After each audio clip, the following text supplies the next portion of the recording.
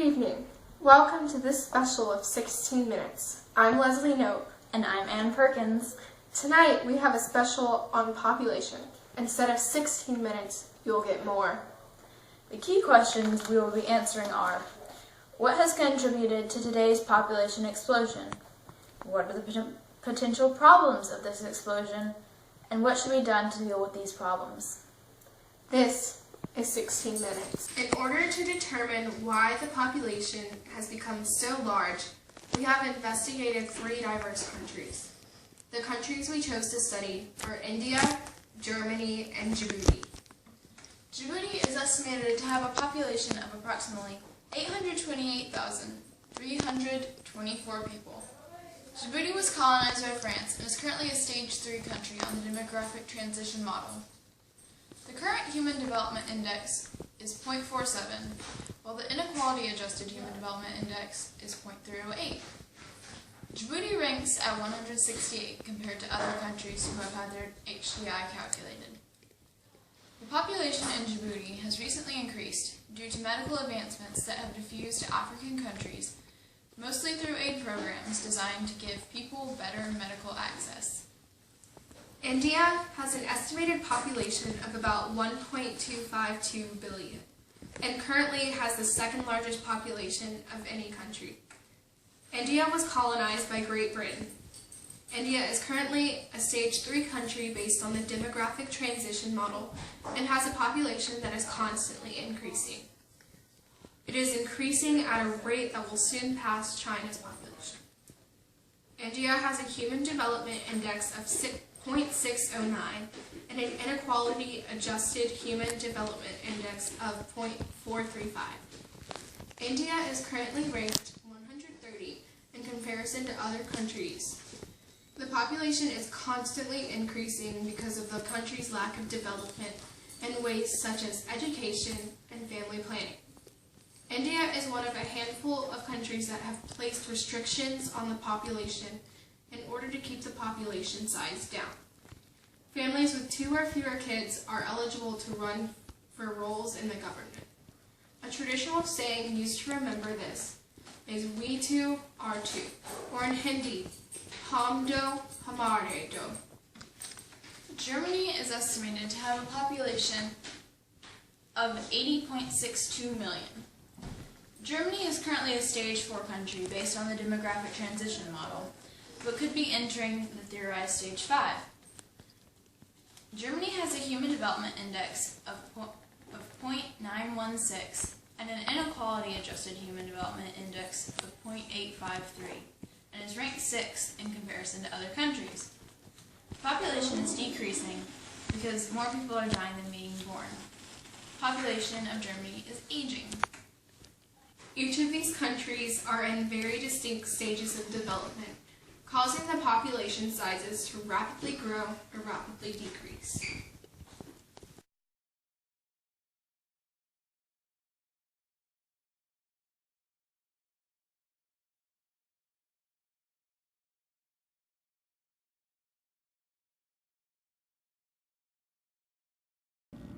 Hi, I'm Ann Perkins, live on the street, here to ask some people what they think about what should be done to tackle the problem with overpopulation.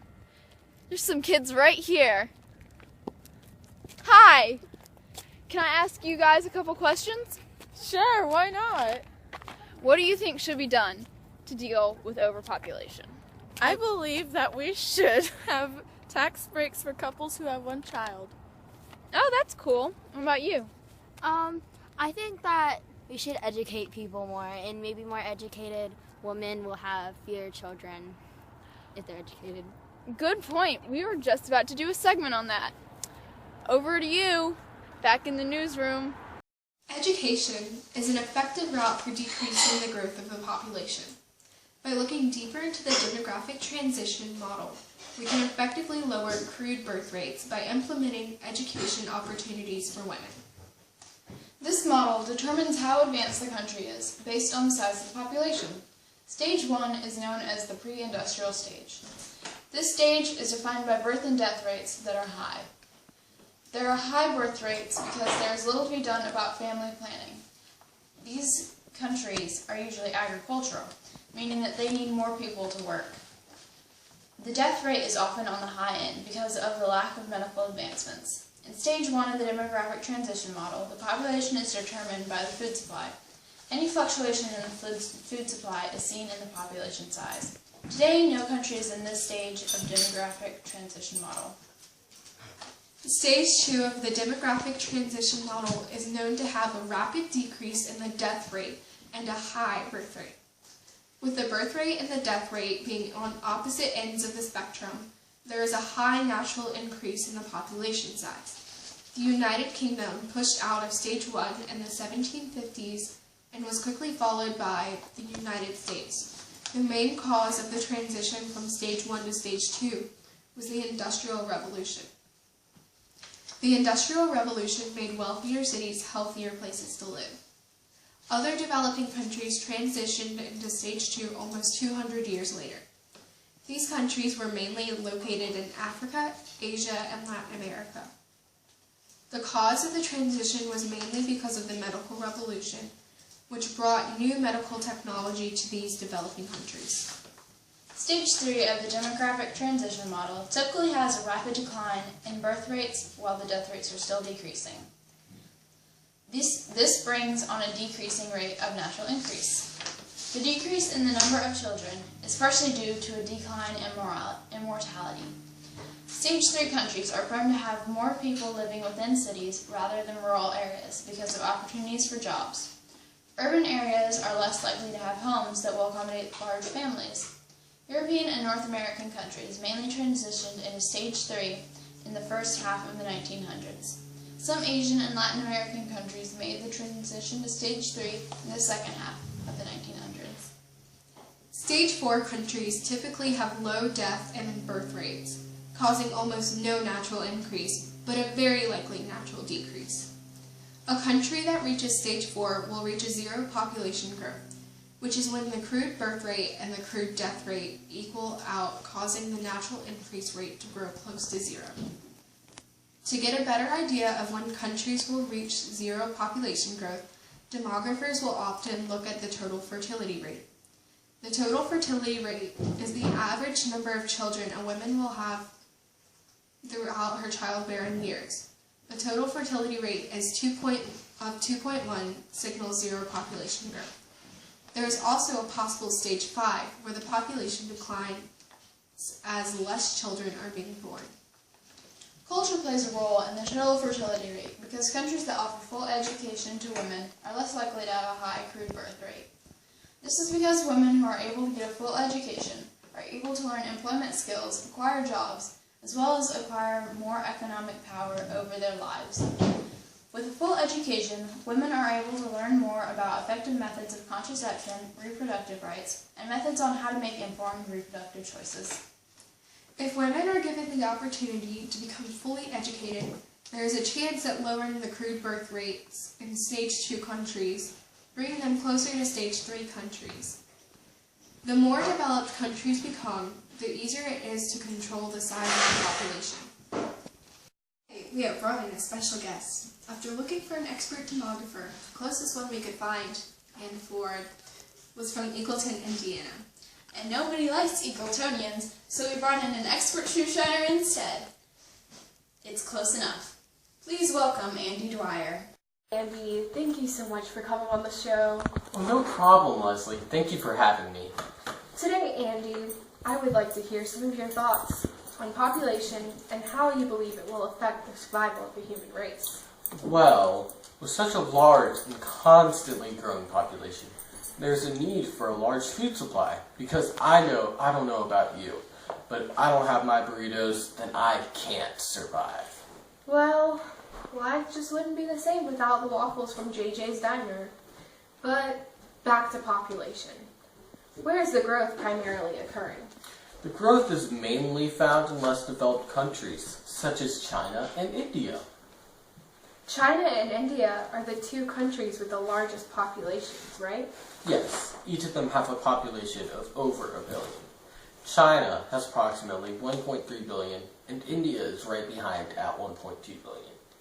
With the population growth primarily found in developing countries, there has been an increase of subsistence agriculture rather than commercial agriculture. What is the difference between subsistence and commercial agriculture?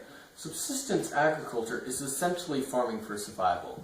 This form of agriculture is found in less developed countries because it is a small group of people, such as family. On the other hand, commercial agriculture is farming that is for a large group of consumers. Commercial agriculture is found in more developed countries and is then transported to several markets. I see. So commercial agriculture is more effective in countries that are completely industrialized, rather than countries that are just reaching industrialization. Exactly. Agriculture can't be the only problem that has arisen since the major population explosion. No, it isn't. In fact, another problem that has arisen is pollution due to the major urbanization that has occurred in both less developed countries and more developed countries. What exactly is urbanization, Andy? Urbanization is an increase in the percentage of the number of people living in an urban settlement. Since there is a larger population in the urban settlement, there's a need for more jobs, which brings on the rise of factories. Am I right? Kind of, but not exactly. The urban settlements are not the ideal place for the factories because of the central business district. The central business district is the area of a city where retail and office activities are clustered. Factories will more likely be located in the suburbs because of the cheap available land and there is still labor for the factories. You were right on the increase in the need for jobs, though. Where is the pollution primarily coming from? Bulk gaining industries. Why did you get so excited about bulk gaining industries? What even are bulk gaining industries? Bulk gaining industries are industries in which the final product weighs more or comprises a greater volume than the inputs. Because the final product is heavier or larger than the starting materials, the cost to transport the product is more. In an effort to make a better profit, bulk gaining industries are oftentimes located closer to the market. Let me finish it. The market is more than likely inside the city, placing the factory on the edge of the city in a surrounding town. The pollution from industries such as these are a detriment to our population. Do you like how I placed a little central place theory in there? Yeah! Wow, you know a lot more than I thought you did. Andy! What? Why did you just insult my intelligence? Women can be just as smart as men. Sorry, Leslie.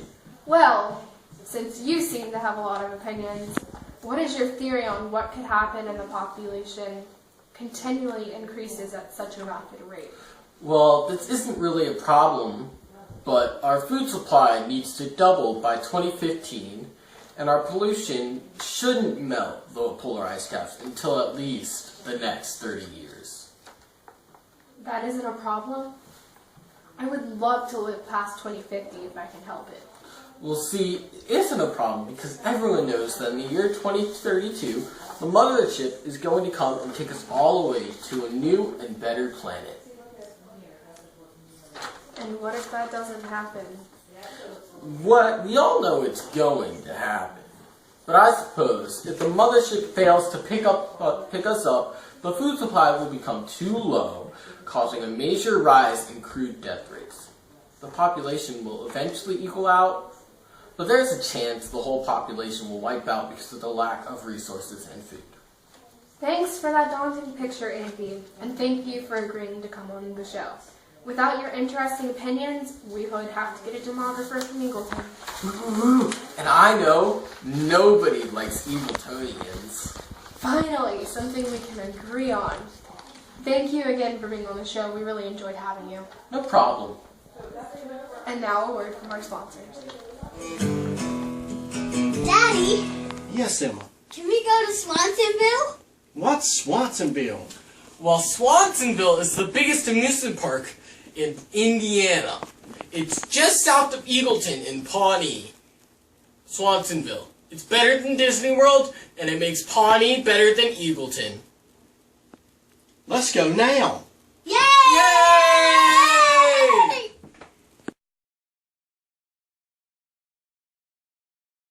Earlier today, we filmed an on-site segment about problems facing our local community. We were able to get up close and personal to a pit that will soon be a home. Here it is.